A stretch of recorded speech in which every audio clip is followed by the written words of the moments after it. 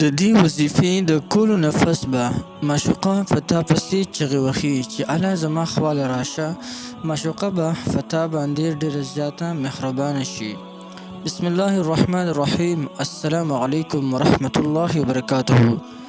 زما ورونو خویندو، د محبت د حصول لپاره د الله جل جلاله یو دوه نومونه درته ښیمه، او کله چې د دې دوه نومونو ذکر تاسو شروع وکړئ، معشوقه به د ستا په محبت کې لولفه شي. بلکل تا پسې به زړه وسوځي. هغه معشوقه چې هغه د ستا په وړاندې ډېر زیات په غرور، تکبر او په فخر سره تېرېږي، تا ته بلکل اړه توجه نه کوي، لیکن د دې وظیفې نه پس به هغه معشوقې زړه په تا پسې وسوځي او د ستا نه به زارېږي، قربانېږي، تر دې پورې چې تا پسې به اوازونه کوي چې اله زما خواله راشه، ستا نه بغیر زما زندګي نه تېرېږي.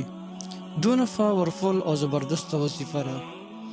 د محبت د حصول دپاره ډېر وظایف تاسو کړي، لیکن نن چې دا کومه وظیفه درته ښیمه د یا کریم و یا ودود وظیفه، نو دا داسې وظیفه ده چې د دې وظیفې ثمرات او فوایدو باندې به اله پوه شئ چې کله تاسو دغه وظیفه تاسو شروع کړئ. په محبت کې د انتها د حاصلولو دپاره که د ستا آرزو او تمنا وي چې معشوقه دې زما په عشق کې مبتلا شي، معشوقه دې زما نه زارېږي، قربانېږي، نو بیا تاله پکار دی چې ته دا وظیفه په پابندۍ سره کې یا کریمو یا ودودو.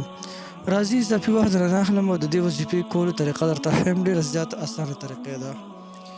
که ته یو کس په خپل محبت کې مبتلا کول غواړې، یا هغه کس دی چې هغه د ستا سره محبت نه کوي، ته ورسره محبت کوې لیکن تا سره محبت نه کوي، نو که دا انسان په خپل محبت کې مبتلا کول غواړي، د هغې دپاره روزانه یو وخت ول مقرر کړه، په هغه مقرر وخت کې ته 500 کرته دغه وظیفه کوه: یا کریمو یا ودودو، یا کریمو یا ودودو، یا کریمو یا ودودو. او کلم چې دا وظیفه کې، نو د خپل معشوقې یا د خپل معشوق تصور کوه چې یا الله د ده زړه زما طرف ته مایله کړي، یا الله د ده زما سره مینه پیدا کړي. په لږو ورځو کې دننه به انشاءالله چې د دې وظیفې په برکت باندې معشوقه د ستا نه زارېږي، قربانېږي، د معشوقې زړه به دله بلکل وسېزي.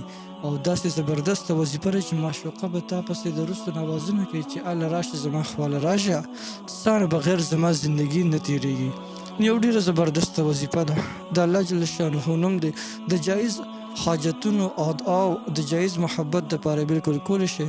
تاسو ټولو ته د دې مکمل اجازه شته.